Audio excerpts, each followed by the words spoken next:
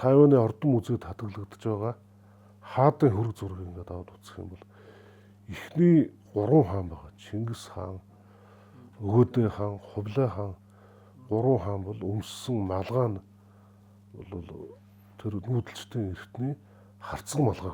За нөгөө харцаг малгай. За гэтэл Хувлайгаас дараа нь үед Төмөр хааны үеэс болохоор бүгдээрээ нэг хэвийн юм сарвчтай, бөмбөр оройтой. Тэгээд дээр нь одоо эрдэнэ чулуун жинстэй, алтан суурьтай юм нэг хэвийн малгайтай. Тэгэхээр энэ байдал бол нөгөө чанчин бомбын захидалд өвүүлдэг шигтэй. Би бол игэл дарууг эрхэмлж хончин хөртөнчөнтэйгээ ижил хоолоо хувааж идэж тэ ингэж игэл байдлаар хувцалтгаа гэдэг.